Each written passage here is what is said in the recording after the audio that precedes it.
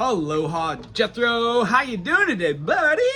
Make sure we're in tune. So today we're going to be doing our last chord for all of the sharps. Now, believe it or not, we still have 7 more to do. We're going to do all the flats, of course. But quick chord review. If you could go through this week all of your keys. I know it's going to take probably 10 minutes, but if you can play C major and you can play your D minor and your E minor, your F major, your G major, your A minor, and then your B diminished, and then back to your C below the 5th fret, you have all 7 chords in the key of C. So if you moved up that C major by taking this, moving your first, putting the second there, moving that to where the second was, putting the pinky on, scoot it on up a half step, bar the whole thing, or just put that in that finger. Some people prefer to do that. When you do that, you get a C sharp major. Well, if our D minor was here, you're going to move it forward a half step, D sharp minor. Our F minor is our E sharp minor. Then we're going to play an F sharp major, move it forward for a G sharp major or G golly whiz. You can just bar the whole thing at the 1st fret because a G sharp major is an A flat major.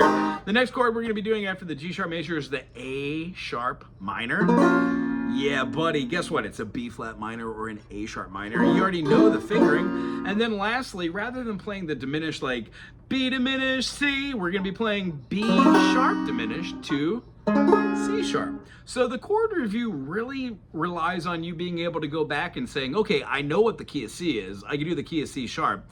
The harder ones for me are like the key of D, the key of G, B. B's kind of hard. B's weird. However, once you know them all, you'll be fine. And what we've been trying to get to, I think you understand, is if you write a little something and you write it in Roman numerals rather than the notes, not only did you just write something or you analyze something in every key, but you don't have to be key specific, meaning you don't have to look at a key signature and go, okay, there's 5 sharps. This is either in the key of B or it's in the key of G sharp minor. And then you listen to the song, you're like, oh, there's a major tonality. Cool, this is in the key of B. B major, C sharp minor. And when we go through the process of seeing all these different notes, we go through those different rolls, like our forward roll and then our backwards roll, and then we'll be adding in reverse rolls and then some more of these hammer-ons and pull-offs. We can do some slides.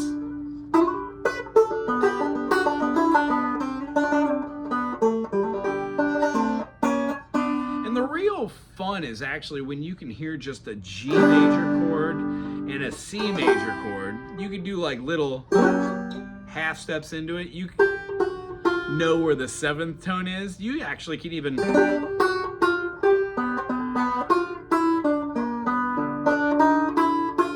walk through tones.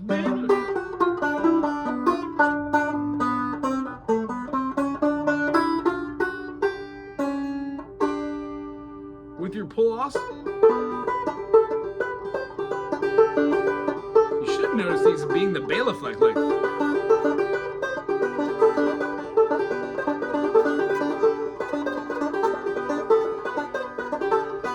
What happens is you do them slow, then you do them medium, then you do it fast. And chances are, if you can do something slow over and over and over again, you will be able to do it later fast, fast, fast. Does that make sense? I hope it does. So do your review for the key of C sharp this week.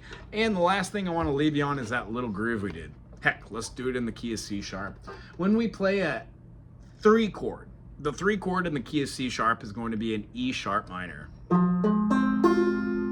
E sharp minor goes to the 6th chord, A sharp minor. And then we're going to be going to the 4 chord in the key of C sharp is going to be the, you guessed it, C, D, E, F sharp major. And then lastly, we're going to have the 5 chord, but it's going to be a dominant. So we're going to pull back this note. In the key of C sharp, we would have